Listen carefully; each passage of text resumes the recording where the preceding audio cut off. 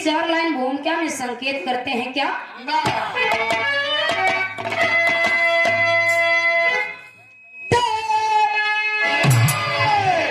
जिन भुजाओं के अंदर लहू का समंदर बहे तो सिकंदर कहाने को गरजे, जिस धरती की माटी हो चंदन की खाती, दाटी उतारे अखाड़े में गरजे, चला करके लंका बजा देंगे डंका, अरे मिटा देंगे शंका, चला अपना राजा, चलवा जो कायम किया कभी उदयराज, अभिनंदन उसका तो करते हैं ख्वाजा।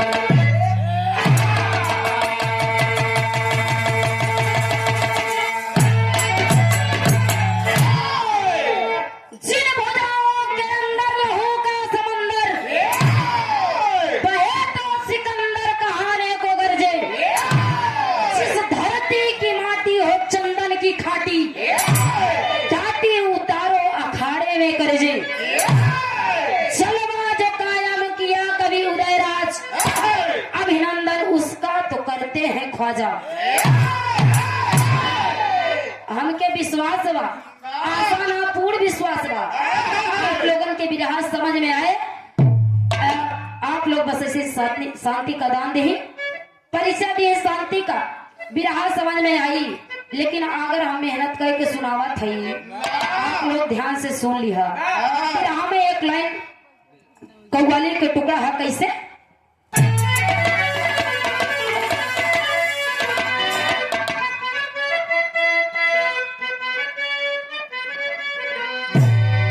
यह कव्वाली का टुकड़ा है कि बहे खून मेरा,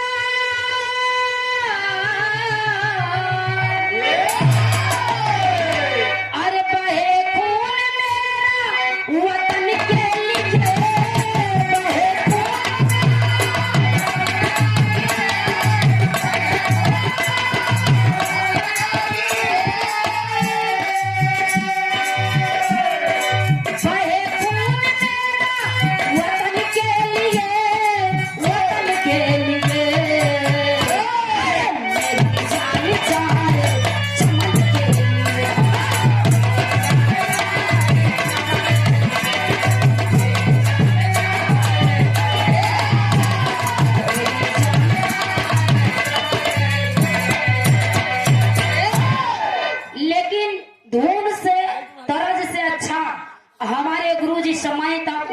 कवि जी इस गीत में बड़ी मार्मिक लाइन लिखते हैं हमारे देश के लिए। क्या? अरे सदा हम लड़ेंगे, सदा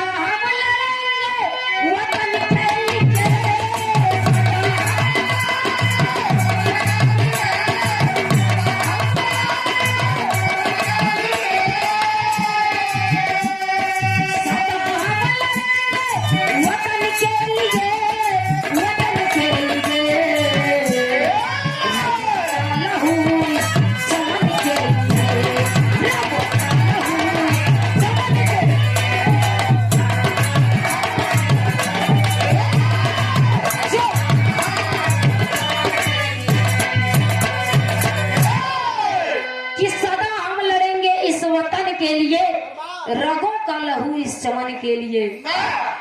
हमारे देश के नौजवान साथियों, हमारे देश के सभी बच्चे, सबके नस नस में हमारे देश के लिए खून दहाड़ कर रहा है बाबूजी।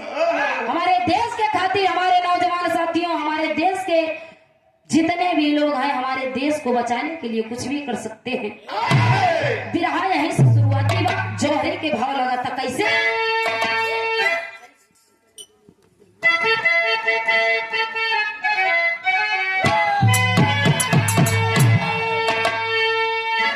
कभी शेर नहीं खाता है, मुझे घास की रोटी, मर जाए भली वो चाहे।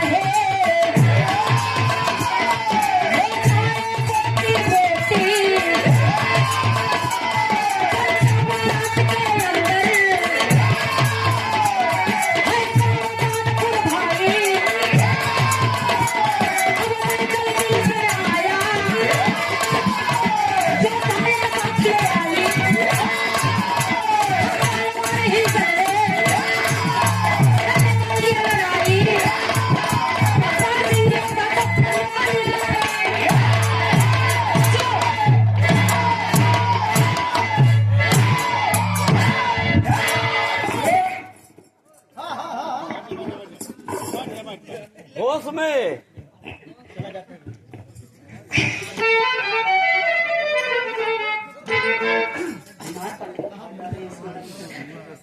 ध्यान देंगे साथियों, बिरहा सुनने वाले श्रोता समझो, जब हमारा देश गुलामी के जंजीर में जकड़ा था, तब अंग्रेजी मतलब अंग्रेज को लोग वहां से एक पहलवान आया, वहां के अंग्रेज के एक सदस्य आया, अपने साथ में एक पहलवान लेके आया, जो उन्हें पहलवान के नाम हिल्सन बतावल गई। आके हमारे भारत में हाथ मिला देलस, कलश की होली अगर कोनो पट्ठा तो आके हमसी जबरी हाथ मिला ले। जब इतनी बतिया सुन ले ये बाबू, पंजाब में एक छोटा सा गांव रहा, जौने गांव के नाम मानपुर बा। वही मानपुर में एगो पहलवान रहत रहल, जौने पहलवान के नाम रहल करतार सिंह योद्धा। करतार सिंह जब इतनी बतिया सुनलस, कहलस कि कौन है जो हमारे दुआरी पे आके खटखटावता, हमारे गांव में आके बुलावता। जब इतनी बात सुनलस करतार सिंह, जाके हाथ मिला देलस, कहलस कि केहू न तो से लड़ी, लेकिन अखाड़े में हम तो से हाथ मिला देलस। ए बाबू, जब जौनी दिन अखाड़े के बात आई, मैदान में जब आवे के बारी आई, करतार सिंह तैयार होके चल देलस। जब चल देस तो बिरहा में एक लाइन तरज हा, यह तरज हा, कौन दुल्ही के दर्द बरा जू भैया कहा दिया कि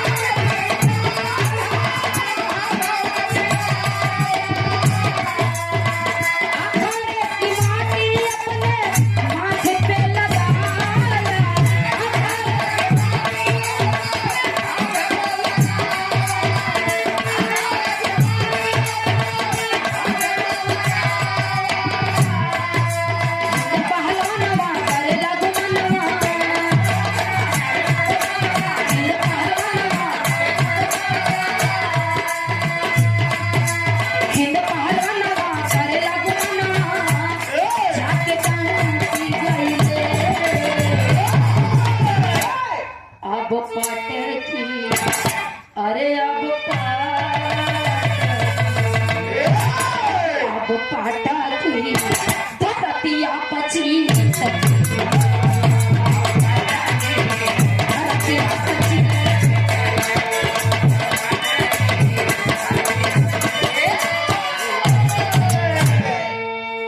जाके पहलवान हाथ मिला लेलस, कहे लगल को ठीक बा, अगर अंग्रेज से आके हमारे भारत में आए हुआ तो हाथ हमसे मिलावे आए हुआ।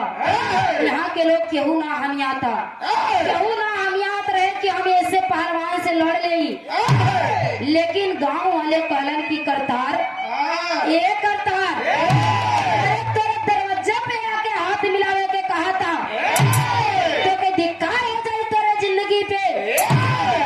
अगर ये गांव के 10 आदमी नहीं थे तब एक आदमी बहुत कुछ होला, आखिर तू जाके उसे लड़ाई लेला। करतार सिंह बाबूजी लड़ाई ले लेलस, दिन धरा गइल बा, अखाड़े में आवे के पारी आवता।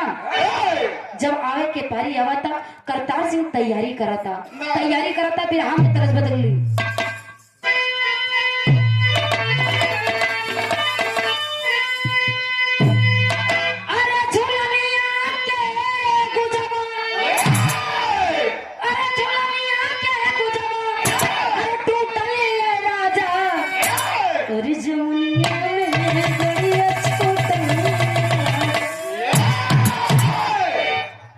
जाके करतार सिंह धीरे धीरे समय बीतत बा, करतार सिंह अखाड़े में पहुंचा था तैयारी के साथ। कैसे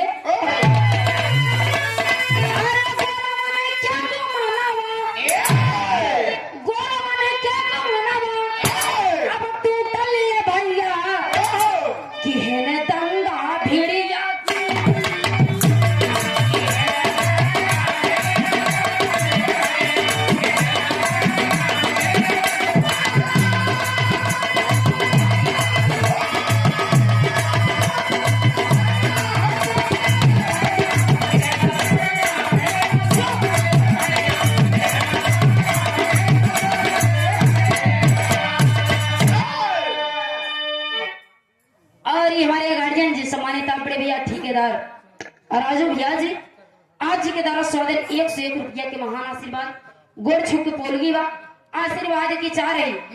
कहानी से ध्यान ना हटे ना हमारा गाँव सफल ना हुई। इधर देखिए साथियों, करतार सिंह जाके पंजा लड़ा देला।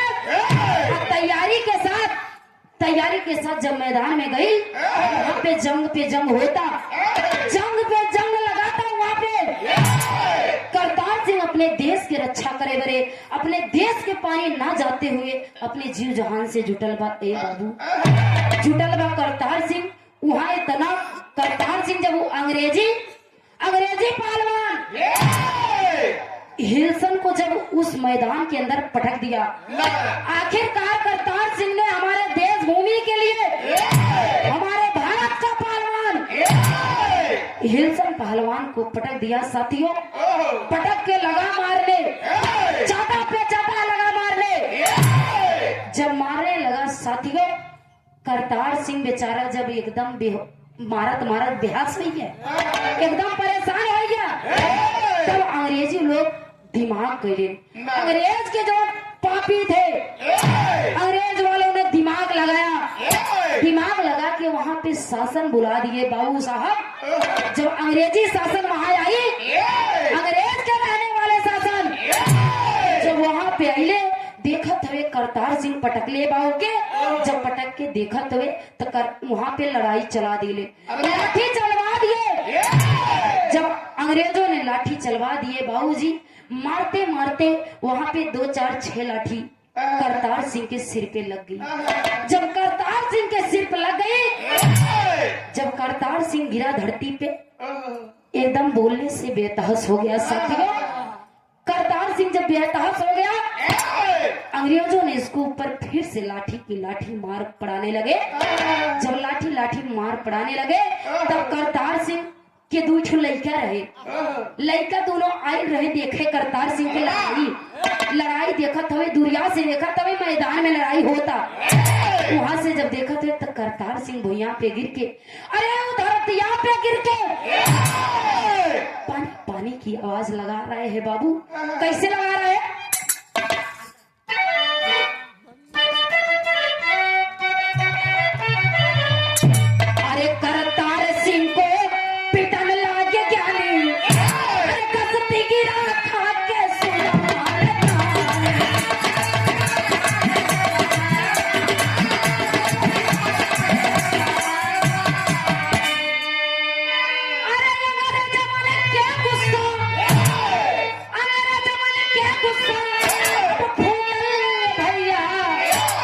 अरे काहे विधना हमसे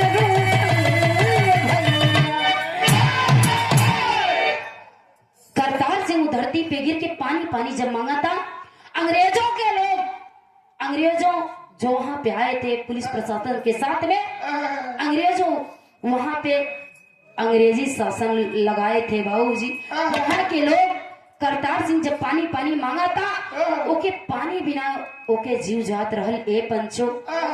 पनिया में पनिया तो दे देले उ लोग वे, लेकिन वो पनिया में जहर मिला के दे देले। जब पनिया में जहर मिला के दे दिले, करतार सिंह वहीं पर मर जाता है। जब वहीं पे मर जाता है, जब इतनी बतिया कर दोनों लड़कवा देखा था कि हमारे पापा के मारत मारत मार डाले हैं, तब वो दोनों लड़का और लड़की करतार सिंह के बेटवा या बिटिया वहां से भागत हमें। भागत की जात कहाँ है मास्टर?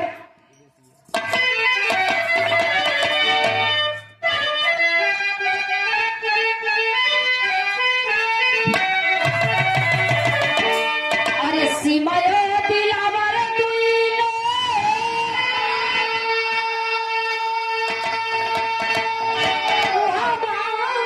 से भागी चलले, अरे जनले पे मारी के जाना।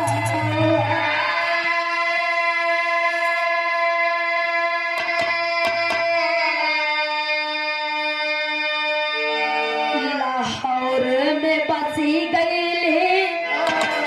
अरे कुश्ती लड़ावे लगली,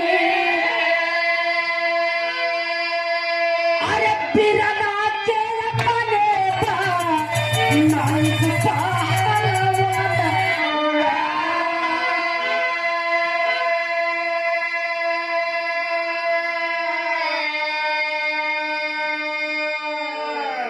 लड़की के नाम सीमा और उनके भाई के नाम दिलावर बा। ज्यादा नहीं, लड़का बा बहन 12 साल के, दिलावर 12 साल के, और सीमा रहल बाबूजी 16-17 साल के।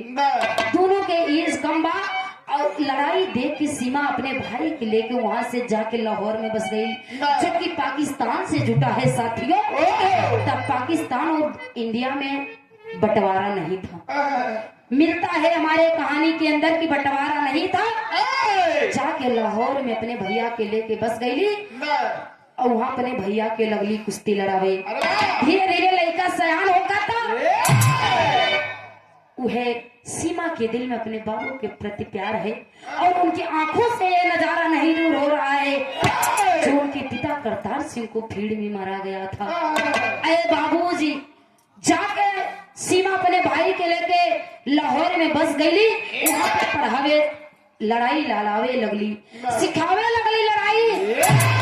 धीरे धीरे समय बीता था। सीमा अपने भाई दिलावर से कहा दिया कि ये भैया हर साल रखी आवा था, हर साल रखी आवा था, तो उसे कुछ ना मांगा था। तब दिलावर कहा था का कि हर साल राखी बांधे, अरे सीमा जब कहिया, अरे भैया काहेले बहिनी मोलो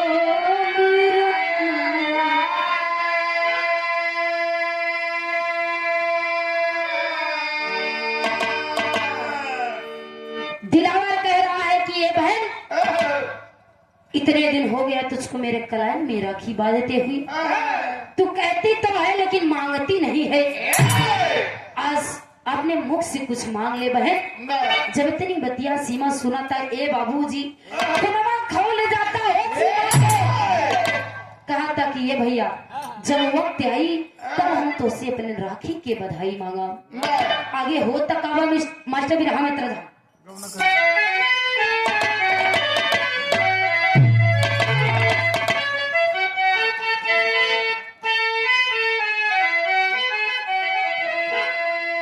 यह तरह कि गवाना कराई पिया, अरे घर बाई ठावले,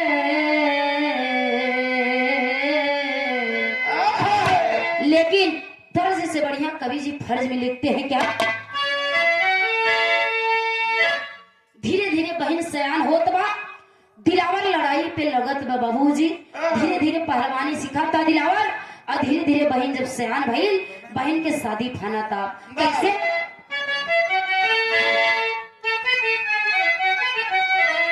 कि बहिनी सीमा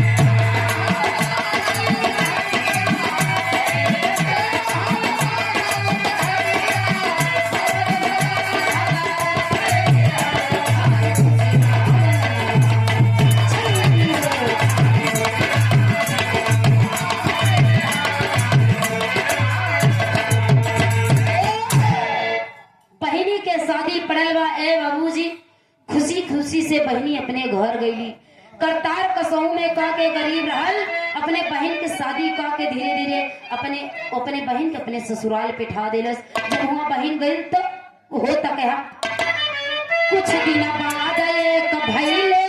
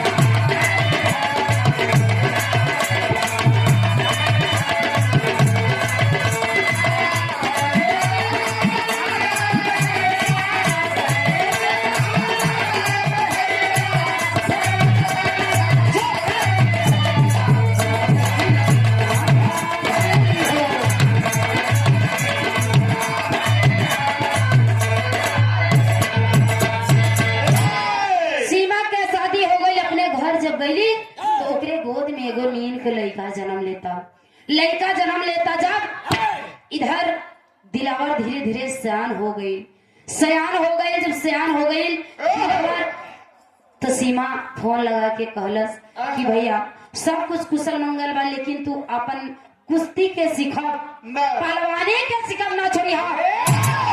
जब इतनी बतिया भैया अपने बहनी के सुनलन तो कहा थे का बिरहा में टेरी के लाइन हो,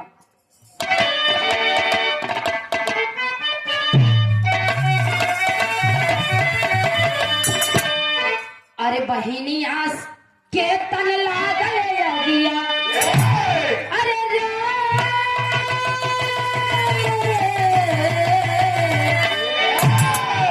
बहिनिया के तन लागल अगिया, मौका नहीं गवाना भैया माना बतिया। बहिनी अपने घरे जब शादी में गई, ओकरे पेट में जब बच्चा पलल धीरे धीरे ओके एको लड़का भइल, तब फिर हिलसन पहलवान, अंग्रेज का पहलवान हिलसन फिर एगो पाती पेपर में छपवा के भेजता है। गांव गांव में पेपर जाता है, उस पेपर में लिखा रहता है अगर कोई होए पहलवान तो आके हमसे दंगा में लड़ ले, दंगल में आके लड़ ले हमसे। जब इतनी बतिया बाबूजी पेपर में दिखला सीमा, जब सीमा वो पेपर में देखत बा कि वही इंसान पहलवान जो हमारे पिताजी को मारा था, वही पहलवान आज फिर से अंगुरी दिखा रहा है, पेपर में निकलवा दिया है। अरे भाऊजी जब बहनिया इतनी बतिया सुनलस, ओकरे दिल में आग लगा था, बुझा हुआ आग आग ऊपर आ जाता है।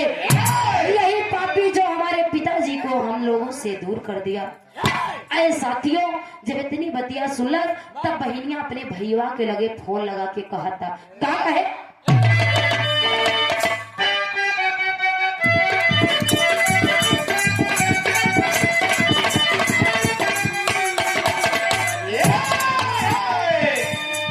बहनियां फोन लगा के कहा था, कहे कि भैया आज तक हम तो उसी कोनो मांगन ना मांगे है। इतना दिन से तोरे हाथ में राखी बाधा थी, लेकिन आज हमके एगो मांग देता। भाई कहा था कि का बहिनी तो के का चाहिए? सारी बात बताती है अपने भाई से। अपने भाई के कहलस, भैया तो के हम पहलवानी यही वजह सिखाए ही। अपने बाप के कातिल आज फिर मैदान में हाथ लगा दिलस, मैदान में उंगली उठा दिलस। बतिया सुना था भैया के कलेजा को हुक जाता है। साथ जब भैया के दिल धड़का था, एकदम कहे लगल कि ये पापी तू ही है जो मेरे पिता को हम लोगों से दूर कर दिया। आखिर मैं चाहे जो भी हो जाए मैं तुमसे लड़ाई जरूर लूंगा। मेरी बहन राखी की बधाई में यही मांग रही है। पहलवान चल देता है अपना तैयारी करके। कैसे?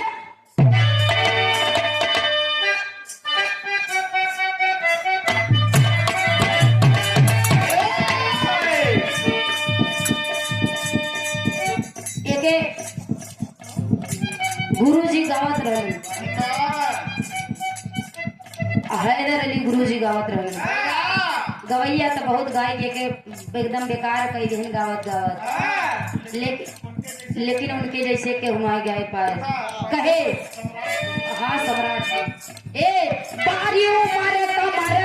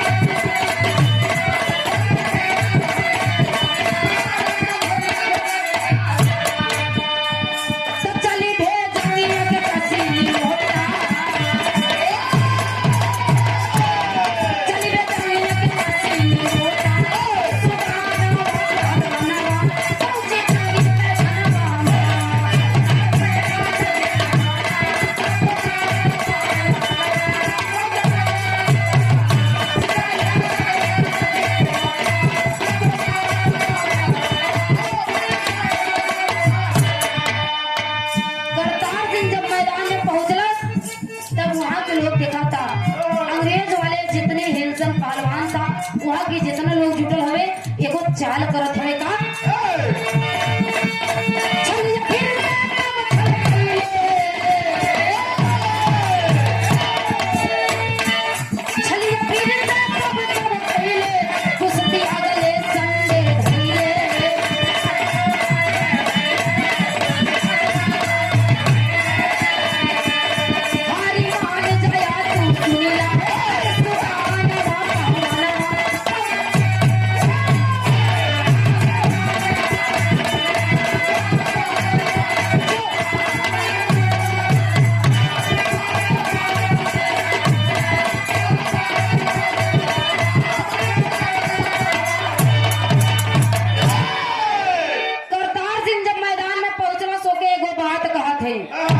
कहे कि देखा ऐसे ना होई, छल करत हवे वो विदेशी लोग। अंग्रेजों के जितने भी वहाँ पे पहलवान आए थे, जो कुछ भी आए थे वहाँ पे बाबूजी जो उनके संगे छल करत है, दिलावर के संगे छल ही करत हवे। कहे कि ऐसा है आज कुश्ती नहीं होगी, आज पहलवानी नहीं लड़ी जाएगी। दिलावर कहलन की का बात है, काहे के न लड़ी जाई? कहलन की ये कुश्ती अगले संडे हुई। अगले संडे के धर के चाल कैलन की एगो चिट्ठी लिखलो ने, चिट्ठी लिखवा के ओकरे घरे पे पत्र भिजवा दिलन, चिट्ठी भिजवा दिलन। कहलन की ये करतार, कहलन की ये करतार के लइका ए दिलावर तोहरे एगो बहिन बिया, मैदान में कुश्ती करे उबा अपने बहन की बेटवा ना ही समझ के किया। अगर ये कुश्ती में तू आज जीत जावा तो हमार लोग के बदनामी हुई, वैसे तो हम तोके जीते ना दी। अगर तू यहाँ आए जावे तो अपन बहन के लेके एकदम संतोष कह के आया। इतनी बतिया दिलावर सुनलस, कहलस की सोचे लगल, कहलस की हमार बहन हमरे खातिर का ना कैलस, माई के जैसे हमके मानत रहल, हमके प्यार दुलार कैलस। अगर हमरे वजह से हमरे बहन के लड़का खो जाई हमके अच्छा ना लगी। जब इतनी बतिया कहलस तो आके अपने बहनिया से कहा तका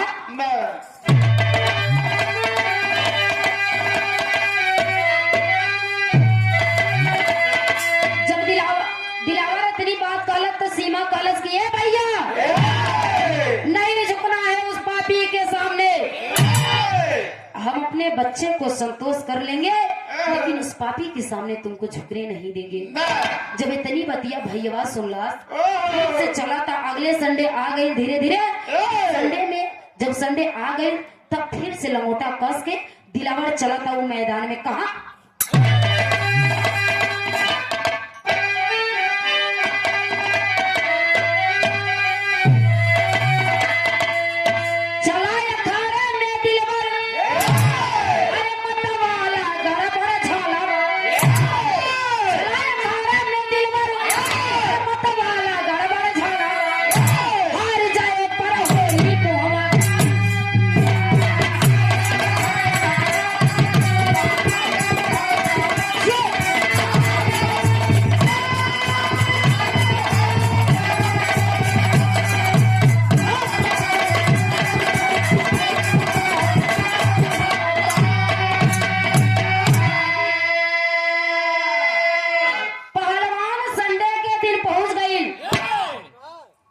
करतार सिंह के लड़का दिलावर पहुंच गई मैदान में, हाथ पे हाथ लगा दिलस। वही हिलसल पहलवान से जब हाथ से हाथ मिला मिला तो दिलस हाथ, लेकिन बात सोचा था कहे कि अगर हम एक एक पटक दे हमारे दीदी के लड़का ना रही, अगर हम पटकाए जाए तो हमारे देश के बदनामी हुई, हमारे देश की बेइज्जती हुई। यह बतिया सोचा था, हथवा से हथवा पकड़ लेगा। तबला इतनी बतिया जब देखा तब बहनिया आवतिया भागत भागत कैसे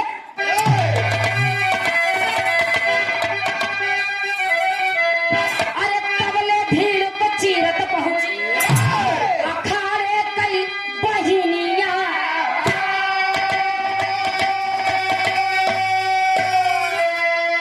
चिंता नहीं मोरे लाल के राखे परदा पनिया।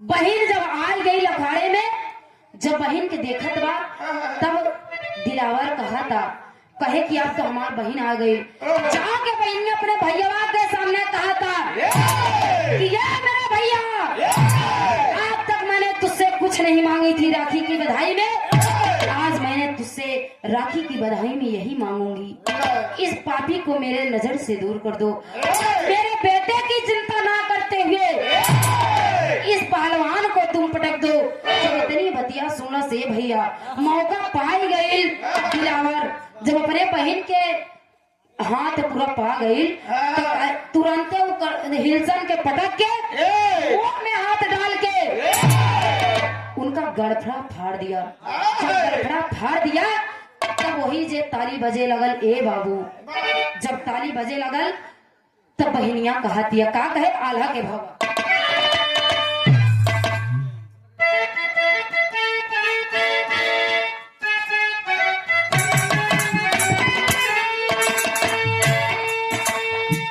जाने दे सला के तीर आमृत कहा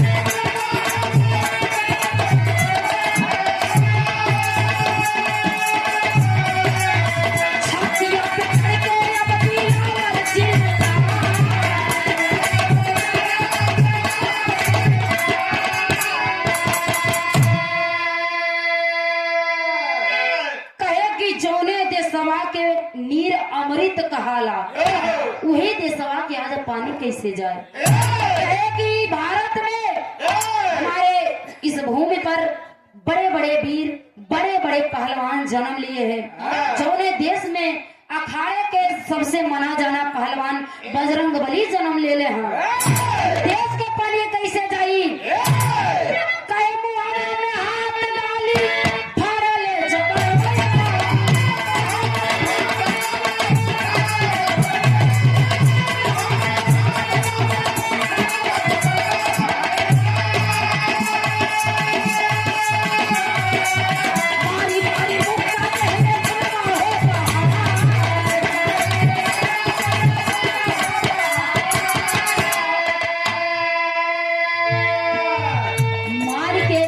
हिलसन पहलवान के पटक के करतार सिंह आए बाबू मार के इतना मार मरलस, तेरे मुंह से खून गिरा था।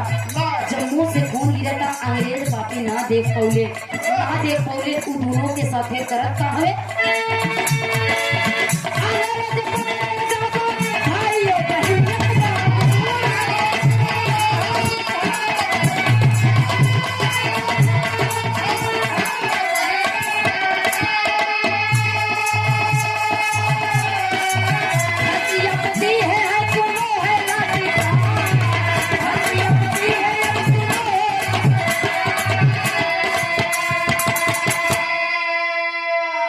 हिलसन पहलवान तो मर गई ले पंचो, लेकिन दिलावर जो पहलवान मारा था करतार सिंह का लड़का दिलावर सिंह वो हिलसन पहलवान के मार तो डरलस, लेकिन वही जे अखाड़े में ओकर बहन जवान आए लिया, बहन और भाई के अंग्रेज लोग पकड़ के ले जाके फांसी पे लटका देते हैं। जब फांसी पे लटका देते हैं, इधर सीमा के आदमी के अंग्रेज लोग खोजत हुए कैसे कि सतनाम जी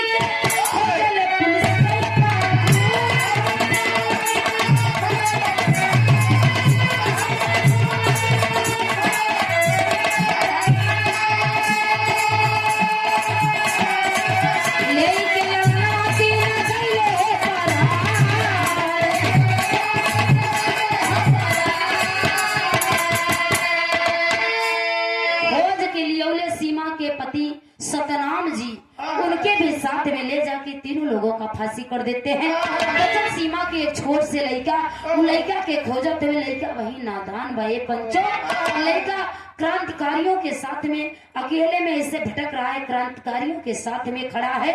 जब क्रांतिकारियों के साथ में खड़ा है अंग्रेजों से देखी नहीं जाती है। धीरे धीरे क्रांतिकारी भाई लेके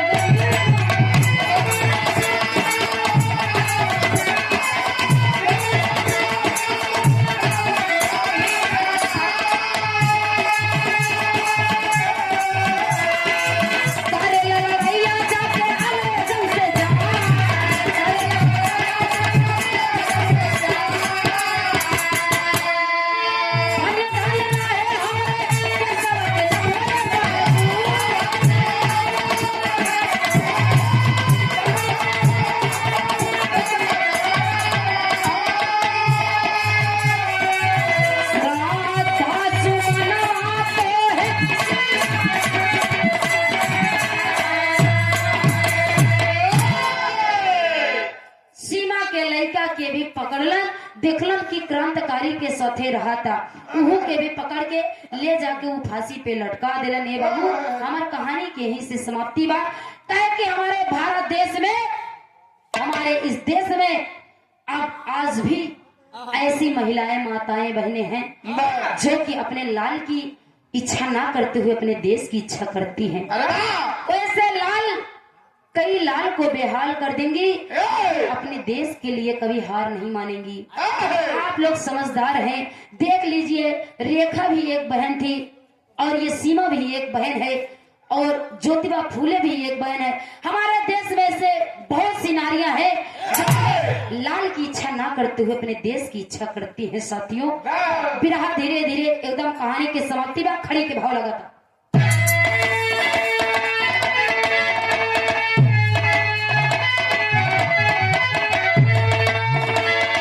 अरे बलिदानी हुए मेरे